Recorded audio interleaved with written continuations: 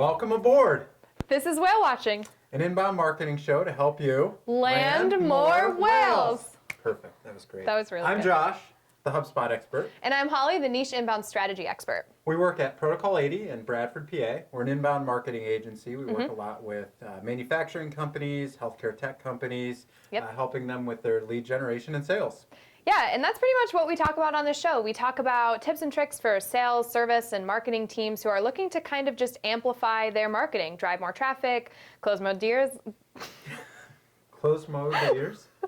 Close more deals, and land more whales. Yeah, try to make it fun, but yet still a nice learning experience.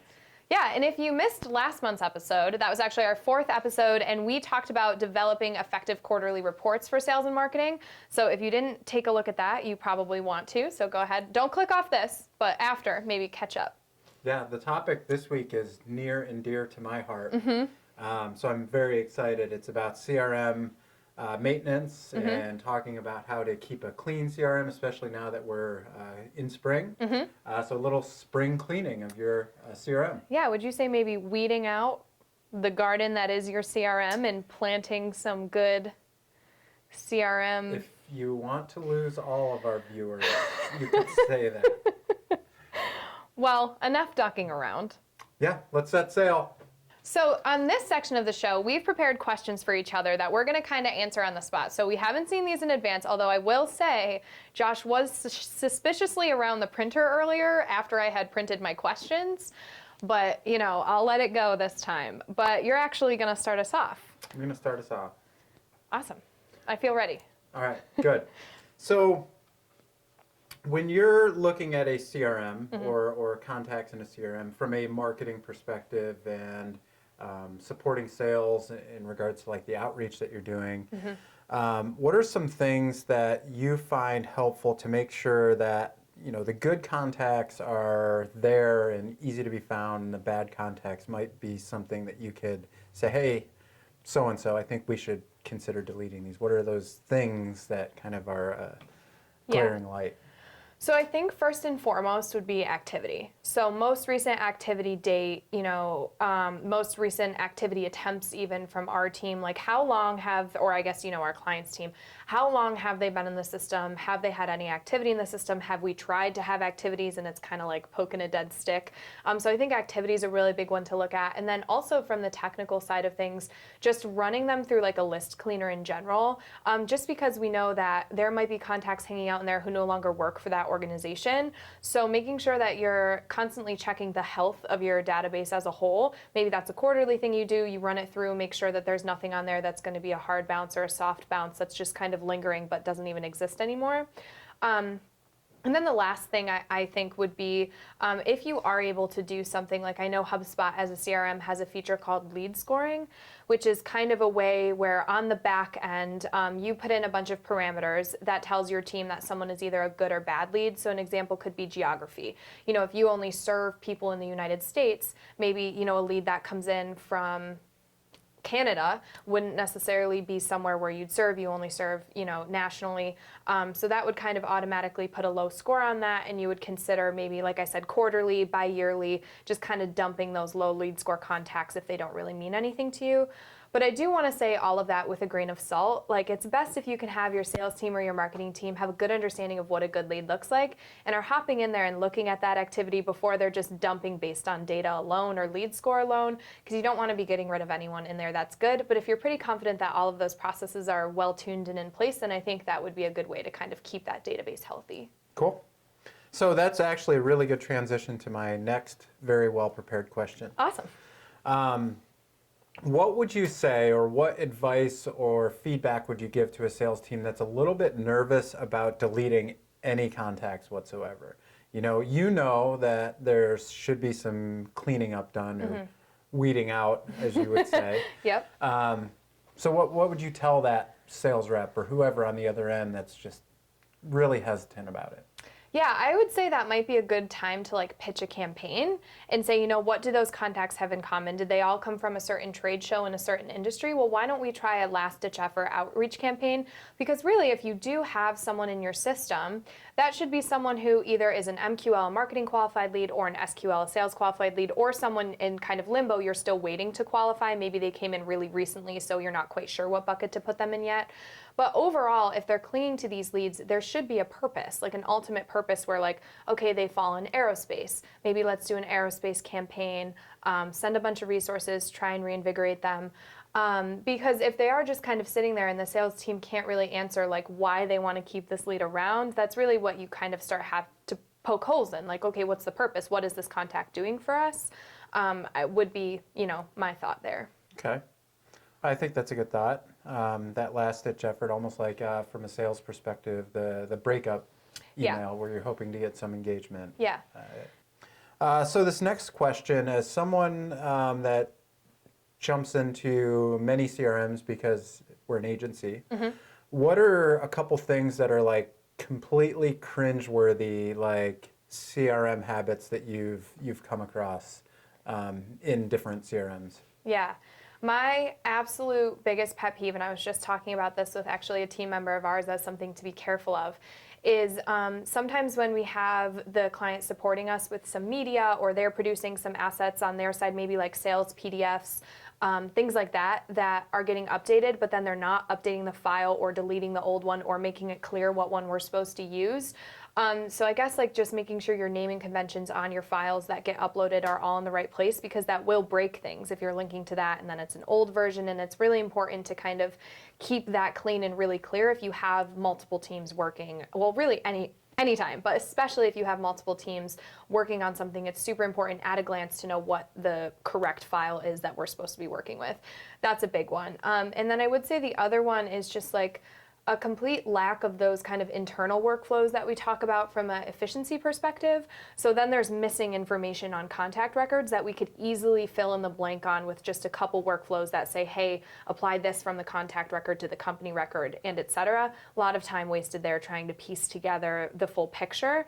And then really the third thing that kind of makes me cringe from a CRM perspective is when the kind of lead status or pipeline status is never updated. So when you go into HubSpot, everything just says lead, not MQL, not SQL, not opportunity, not lead score, nothing. It's just like every single contact, no customer, every single contact in there is a lead.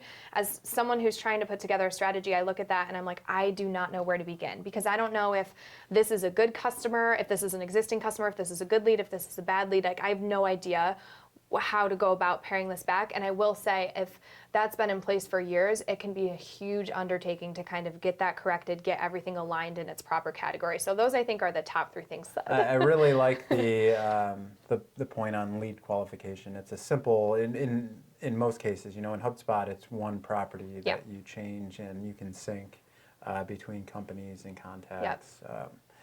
And that is also one of my biggest frustrations. Yeah. Easy. And then it's super hard, like if as a strategist, as someone looking at the account, if I can't go in there at any time and just like make good decisions or look at pathways, that really hinders our ability to make good database decisions for upcoming content maps, for things like that, because I really have no idea what's working. Like, something may be converting well, but like, are they all students? Are they all companies you can't work with? If you're not telling me from the data side of things, then we have to get on the phone, then we have to make a spreadsheet, and it's just time that... I do love spreadsheets. So. You do love spreadsheets, but do you love a spreadsheet when it could all just be housed in HubSpot in one easy place where you just hop in and look? I guess I'd have to prefer that. Yeah, me too. All right, I have one more question for you. Okay. So this is kind of a callback to one of our previous episodes, maybe episode 2 on account-based marketing. Yeah, is that 2? I think it was 2. So go watch it if you haven't watched it yet. So when we're thinking about account-based marketing, which I kind of like to look at as a mix between sales and marketing, kind of a conglomerate of the two, what are some pieces of advice that you would give to our viewer on what they may use in a CRM to support an ABM strategy, a high-performing ABM strategy?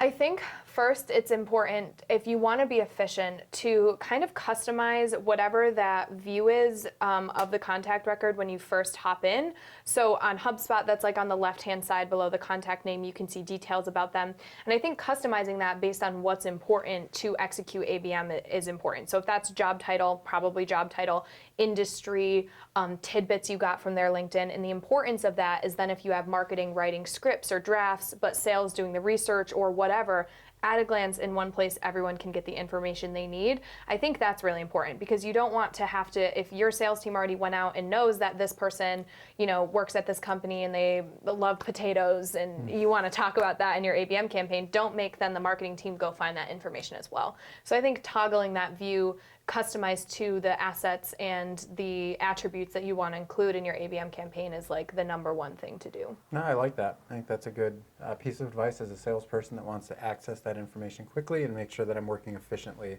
when performing ABM. And like you said, especially in smaller companies, but in bigger companies as well, when you have a lot of maybe movement between your sales and marketing teams, different positions, different people coming in, if someone wins the lottery and moves to California or something like that. Where there's no internet. You want to make sure that someone can step in because as we know, ABM campaigns can take years, especially in a B2B niche market where like the sales cycle is really long. You don't want to have to be starting at ground zero with someone brand new who has no idea what's been executed before. And yes, that can be logged on that left-hand column, that at a glance, but also even just in notes. Did you do a deep dive on this person's LinkedIn? Did you call them? Leave detailed call notes so that seamless transition can be kind of picked up and moved forward, and it's not like starting at ground zero whenever someone else wants to contact that person in the future. Yeah, listen to that, salespeople. Leave well-documented notes so the next person or you can easily review and understand the whole story behind a lead. I think salespeople should be part salespeople, part court stenographer.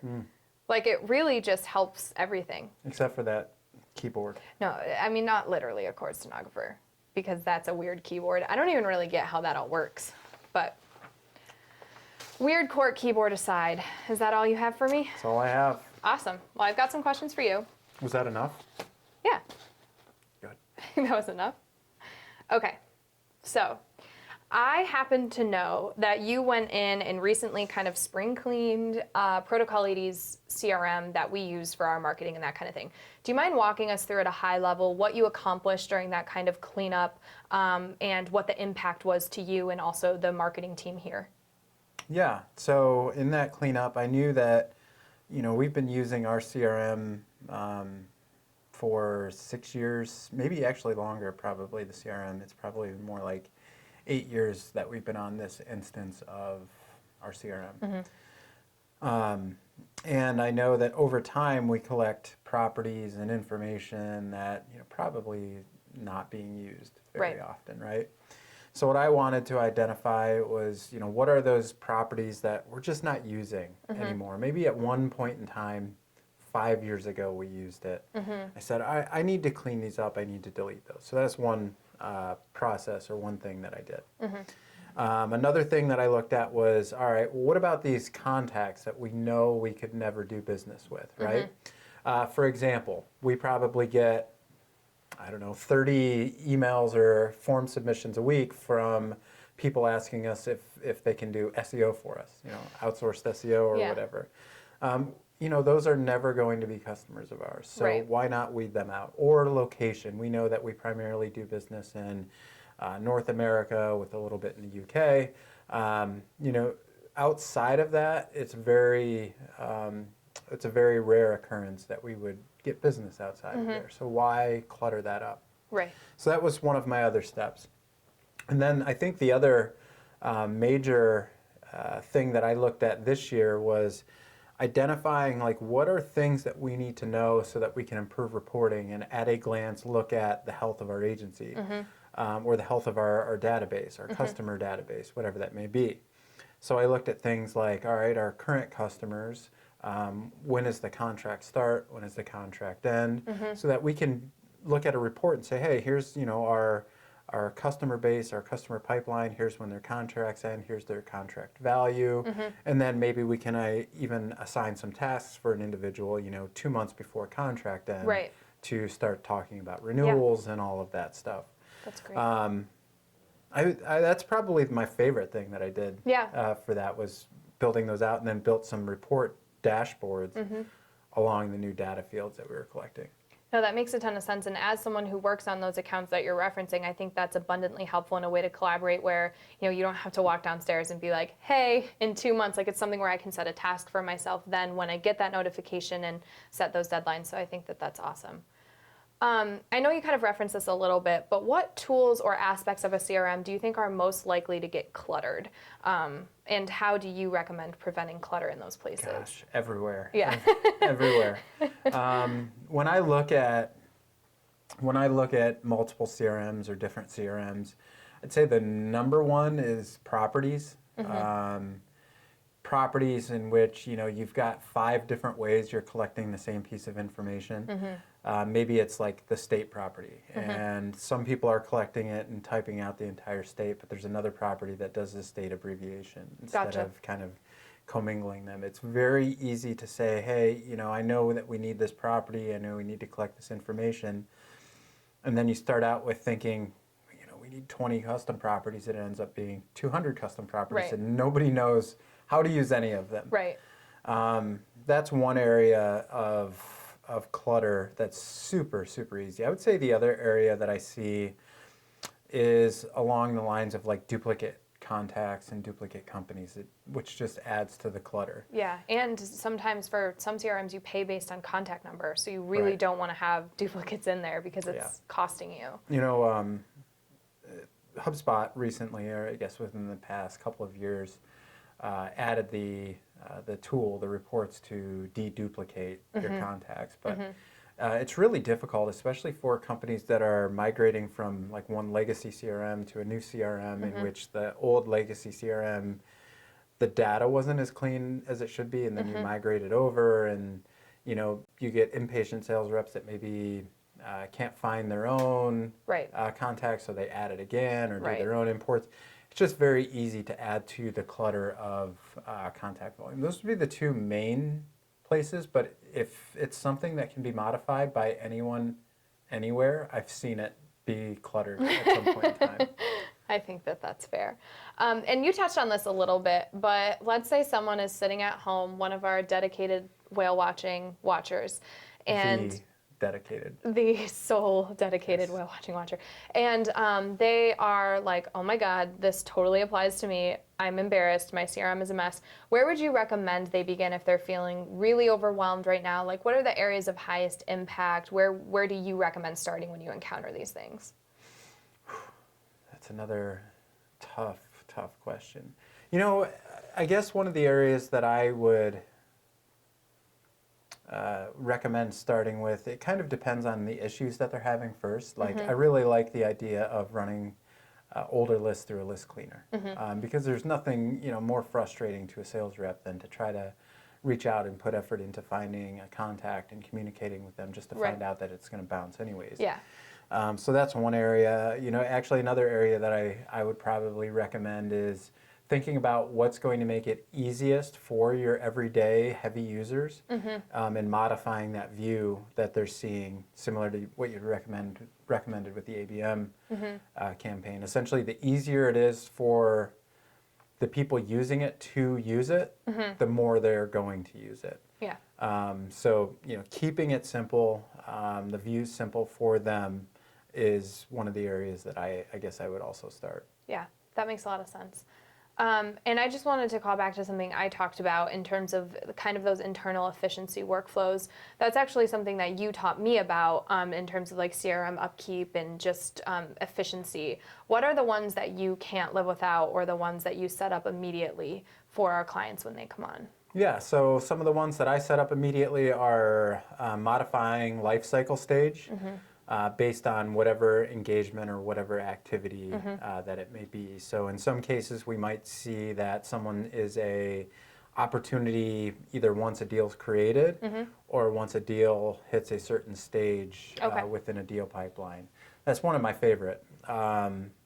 Automatically setting lead status based on when something is happening. So if there's like a call that happens or whatever that may be, changing that to attempted to connect or whatever. Right.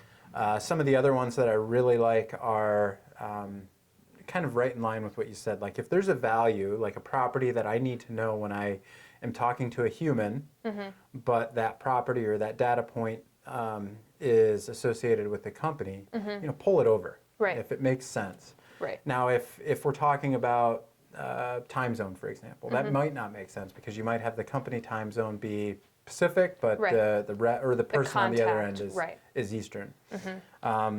Those are some of my favorite ones, but there's so many. When I think about the processes, I think about, all right, what are the sales reps doing every day? What are the marketing teams doing every day? What can we do to make it so there's not as much manual and human entry and make it absolutely as easy as possible for, again, the everyday users and the sales reps, especially the ones that are potentially combative against using the CRM. Right. And as you mentioned, there's kind of infinite places that you can go with those efficiency workflows. So I would say if anyone wants to see more about that, we could certainly do an episode that was a deep dive into setting those up, how to do it. So if that's something that intrigues you, leave a comment below, because I think that some people might be really interested in seeing that, or our audience might have mastered it already. So I have one final question / discussion point, because I have some thoughts here as well. So are you familiar with the Marie Kondo philosophy of tidying? No. Okay, so the TLDR, and I'm sure I'll butcher this, so Marie Kondo fans don't come for me, but the essence of it is kind of you do one big tidy once, and then, you throw out junk, it could take days, it could take weeks to do all of this tidying of your house, your business, whatever. But then you put processes in place for yourself on a daily, on a weekly basis that keeps things tidy so you never have to do it again. And it's something I'm obsessed with. I just love it. So in that kind of philosophy, do you have any ways that you think you could apply that to the CRM? Like, are there daily or weekly things you do that you just kind of bite the bullet, and yes, it takes you a few extra minutes, but it saves you from like once a year having to go in and like overhaul it? Yeah, actually, there's something that I've been setting up over the past year or so for our clients that are using it that can help them specifically with this, especially if they're migrating data from one place to another. It's finding and identifying missing important values for any object type. So what I might mean by that, or what I actually do mean by that, is like, hey, I know if I've got this deal, right, I know I need to have this known, this known, this known, this known, right? But if we're not requiring it at certain times, or we've done an import, there might be deals that are sitting there that don't actually know, you don't know what that information is, or contacts, or companies, or tickets. So what I want to do is give a quick list for that person to be able to see, these are the ones that are missing values, spend 5 minutes to go clean these up, add the values that are missing, so that, in, like you said, in 6 months or a year, you're not spending, an entire, trying to clean that up. So that's probably one of my favorites for this person's, Marie Kondo. Marie Kondo? I can't believe you've never heard of her. I've heard the name. She has a show on Netflix. You should check it out. I've read her book. Was she on like the HGTV before? No, I think she just had a Netflix show, and she had like a really popular book, and she's from Japan, and I think the book and like her style of tidying was really popular in Japan first, and then kind of she got this international fame. She got a Netflix show. People loved it. I loved it. And she actually has a book as well about like tidying up at work that she co-wrote with an author who's kind of like a business expert. It was not Stephen King. I don't think. It could have been a pen name. Oh, that's true. Josh can't read, actually. This is actually not even writing. No, these are pictures that we print out for Josh. But that's actually all the questions I had for you. Did you have anything else kind of on that, any tools to add to the gardening tool shed while we're weeding out the gardens of CRM?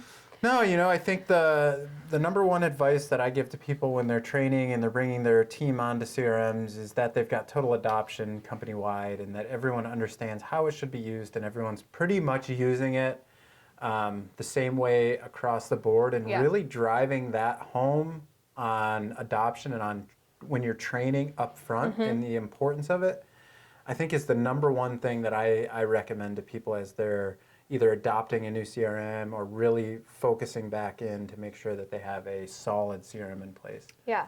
I think, not to call it back to Marie Kondo again, But I think to that point, kind of that initial, you're doing so much work when you're onboarding a CRM, you're teaching someone new, like that's already so much effort from your team. Like do yourself a favor and put those efficiencies in that place, like really kind of have that total adoption, because then you'll never have to do it again. Yeah. You do it once, you have those things in place, then you never have to, after 2 years, 8 years of using a CRM, go in and be like, okay, let's figure out what we're doing wrong and you know, get ourselves together, because it'll already be together. And you know, the problems can start small, like reps or whoever goes to a contact record and it's missing like little pieces of information or it's inaccurate. Before you know it, they stop using it, and then it Balloons. spans, it balloons, and it becomes a major issue. Yeah, definitely. All right, well, we actually are about to move into my personal favorite part of the show, which is our inbound tower game. So we're going to set that up and we'll be right back.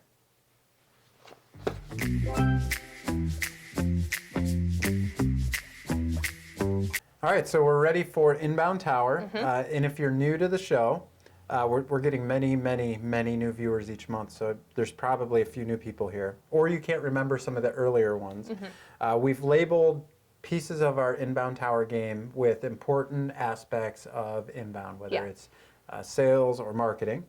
And we're going to pull a piece out. Each of us will pull a piece out and talk about why that's important to the overall philosophy, methodology, so on and so forth. Now, if someone knocks the tower down, the other person gets to choose their LinkedIn photo for the week of the next show. And this is actually a rubber match, because I lost the first one and you chose my photo, and you lost the second one and I chose your photo. So now this is kind of... Yeah, and we couldn't do it once because we were virtual. Yeah. So. Due to the corona. Doo-doo. Let's get started, shall we? Would you like to lead us off? No. Okay. Oh, it's green. I realized that the people couldn't see that. Full disclosure. It's so wobbly already. Is it supposed to be this wobbly? Who starts Inbound Tower at the top? I have to be honest with you. Ryan, you're going to have to bleep this out, but I've never played... Can I touch these? Yeah, for this, yeah. I've never really played Jenga, so I'm not like really sure how to do this. I just kind of come every month and give it a good old... I definitely I'll cheated. give you a pointer. Don't start at the top. Okay, that helps. Okay, so we have CTR, which stands for click-through rate, and this is essentially the amount of people who have clicked an asset, whether it's in an email, an ad, whatever, versus the amount of people who looked at it or opened it. So that's kind of, you know, your rate of success of getting people to your site. Okay, so you're starting in the middle. That's what to do. All right. Pointer taken. Follow-up. So this would be a follow-up email, maybe sent from marketing automation to someone that completed a form or downloaded a guide or downloaded an ebook. So be it. Yeah. Mine is pink. Okay, that was much easier. So this is featured snippets, which we actually talked about last time on episode 4. Do you want me to pull another one? Sure. Okay.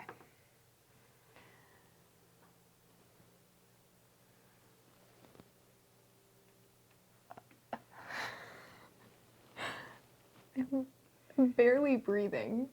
Okay. Nobody's ever going to pick us up for their professional inbound tower team. This is trade show resources, which we talked about on episode 1. All right, I'll go. Okay.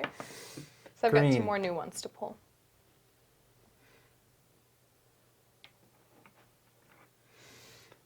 Personal LinkedIn, which we talked on episode 3. Yellow.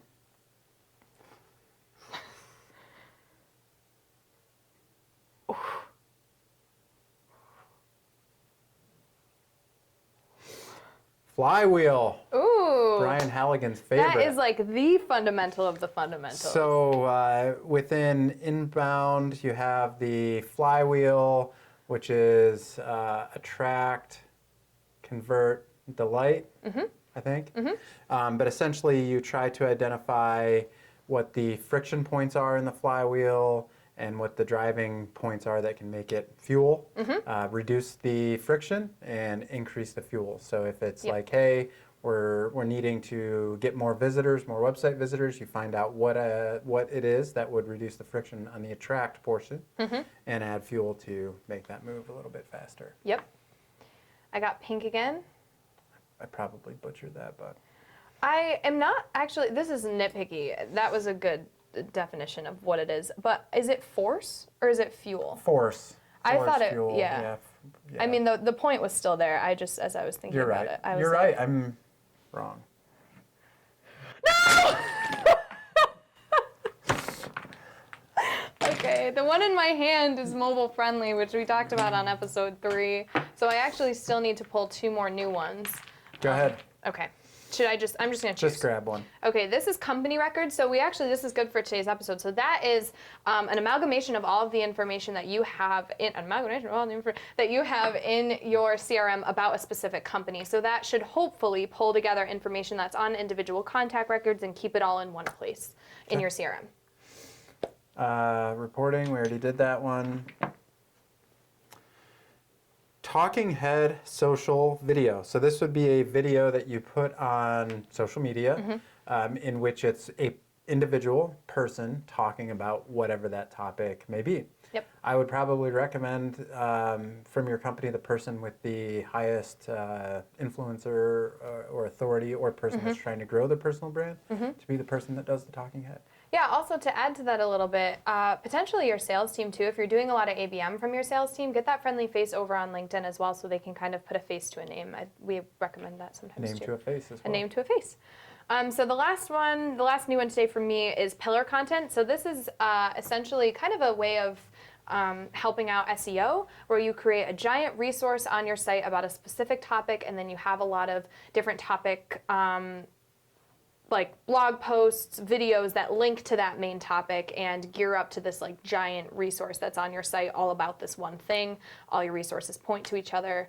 That's essentially what pillar content is. Cool. We may have to do a show just on pillar content Yeah, someday. definitely. That was a hard one to kind of distill down into like a couple seconds. Yeah. That's all for Jenga or for Inbound Tower. You're going to have to believe that. All right, we'll get this cleaned up and then we'll be right back. Well, that was an exhilarating Inbound Tower game. Yes, I'm the loser again, so you win our Inbound Tower competition tournament thing. Yeah. I wonder when there's going to be a 30 for 30 on Inbound Tower. I don't know. We'll have to keep our eye out. Yeah, it'll be soon. So next is our interview. Yes. Person is very, very knowledgeable about CRM, which is why we've asked them to be our interviewee, and I'm very excited. Yep. So let's roll the interview. All right, on this month's show, we have Adam Sharrow from Process Pro Consulting. Welcome to the show, Adam. Thank you. It's great to be here. So just if you wouldn't mind sharing with our audience a little bit about where you work and what you do in your role. Yeah, so I work for Process Pro Consulting. I'm a co-founder and principal consultant, and we really focus on helping HubSpot users maximize the use of HubSpot across their business. We think of ourselves as the process agency, which is more to help you lay out how are things happening in your business and mapping that to the software and identifying anywhere that we can automate, clean up, or assist in some of those pain points that everyone's facing. So one of the things that Josh and I were talking about during our conversation was kind of, are you familiar with the Marie Kondo method of tidying up and keeping things clean? A little bit. I haven't watched the full Netflix series yet, but I am familiar. But we were kind of talking about that general philosophy of kind of like, okay, you clean it up once, you set it up the right way, and you put into like ongoing practices for yourself to keep it clean. So I was just wondering what some of those ongoing cleanup or practices look like for you that kind of helps keep a CRM clean, helps to reduce clutter, that kind of thing. Yeah, I think you nailed it on the head initially, which you got to have a plan. If I continually jump in and am seeing data issues, I could solve it. But if I'm not solving the overall core of the issue, it's just going to keep happening. So always make sure you understand what the root cause issue is. And once you have that part laid out, ways that you can keep your CRM clean is really having a robust data management plan. And so what do I mean by that is, make sure that if you have monthly checks that you want to do to identify that all the core properties that are important for reporting are getting populated, you have a task in your project management tool that explains how to do that. And you create reports in HubSpot or your CRM that allows you to see where maybe data is not getting captured. You can do those types of things, which just ensures that you are going through that monthly cycle to check in on it. As with everything, you got to inspect what you expect, and going back and making sure that you're doing that is the number one key to making sure that you're keeping it clean. Awesome. I think that's a great point. You have to be in there building reports for yourself. That makes it easy to look at things and figure out where the problems are. That's a great point. I think just a couple other areas just on the ongoing basis that you can start to automate with your data management plan is, just a validation of emails. Constantly, people are changing positions or companies are coming and going. You don't want to be sending emails to a contact that's going to bounce for multitude of reasons, primarily your sending score, which everybody's probably familiar with. We don't want to end up in the spam inbox. There's no faster way to do that than email folks that emails doesn't work anymore. And so part of that is you can validate emails upon entry into your system. You have to usually pay for a data provider or a tool like Never Bounce. But you can set up some automations where when a new contact comes in, I push that over to Never Bounce and make sure it's activated, or it's an active email, or if it's going to fail out. And that can give you a sense of, should I start reaching out to these folks? That can be done just on contact creation. So you can start to think about ways to validate your emails and then potentially enrich your data as well. Awesome. So, to tie to that, let's say I'm a company that has been using our CRM for a while. Maybe we didn't have the best processes. Maybe they weren't standardized, and maybe it looks not that clean. Where do I start? Like, what's a good starting point to just try to tackle that mess? Yeah, don't be scared. It's going to seem overwhelming, but as with anything, it's really making a plan. Understand, what is important, because maybe all 100+ properties that got aggregated over time are meaningless and not being used by the team, and only 20 of them matter. So you could spend time and effort trying to clean up the other 80, but you might not be worthy anymore. And so making sure that you outline that plan and understand with all the stakeholders of the business, what properties are being used, how are they being used, why are they being used, so that then you can hone in, where should I start to clean up the data? I think that's a great point. Bringing the stakeholders in, get a full understanding, because there's probably countless times that you've seen where you or your clients have seen where you're looking at a property and you just have no clue. It could be important to someone, but if you just make assumptions, that's all it is. It's an assumption. Yeah, and I think that was like the perfect segue. I swear we didn't show Adam these questions beforehand. He's just segueing so smoothly. Who do you recommend should be accountable for CRM cleanliness? I know you mentioned that obviously you can't go in there and just start deleting things if you don't know what you're supposed to be deleting. But in general, who do you think should be collaborating? And I know you work with a lot of different types of companies, so this might be a little difficult to answer. But any tips or tricks you have for who should be responsible for this? Yeah, I think first off, you should define an individual or a team in your business that is going to be responsible for this. Otherwise, it becomes a situation where it's more of like pass the buck. Oh, wait, I'm going to take care of that. You're going to take care of that. And then there's no unified strategy. And so, as we all know, RevOps is the term today. Your sales ops team, your marketing ops team, RevOps, customer success. We can think of them in some ways all in the same, but the core of that is that you have a team or an individual creating the core strategy for the software tools that you're using, so that they can work with the business owners. Let the business owners be really good at what they do. Hey, you're a sales leader, build the sales team, marketing, build the marketing engine, etc. And let the RevOps team really be focused in on the data and how it should be passed along. because that's what that team is an expert of, and really architecting that out so that all the things and the requirements that are being sent to you from business owners can be solved for. Yeah. Absolutely. So I don't have any other questions. Holly? I don't either. I just loved that. Everything that you were just saying there, I would love to just, if there's a way we could brainwave that into everyone's brains about the importance of making sure that they're using the tools that they're investing in. That was just fantastic. So thanks for that. Yeah, absolutely. My advice to everybody is get started on the right foot. We kind of use a tagline here: love, don't hate your software. And that's because software is meant to help us. It's just we're going through this transformation in growing and scaling businesses and small businesses of getting that software transformation started. And it's very easy not to go down that path, but you don't have to solve it all at once. If I can leave with one point, it's RevOps or your systems is an iterative process where let's pick a small goal and start tracking something. Let's start tracking something in a consistent way. And then you just start there. You don't have to come out and have 100 metrics that you got to analyze every month. And that can be a common misconception of, it's just going to be way too much. It's just start down that path and you'll find the right spot where it matters for your business, because it's not a one size fit all. Like, I don't need SaaS metrics if I'm a professional service business and have every little detail in my data warehouse out of Tableau, right? Yep, exactly. I think that's great. So Adam, if someone needs, fractional RevOps support, or their RevOps team needs some additional process support or setup or training, how does someone get in touch with you?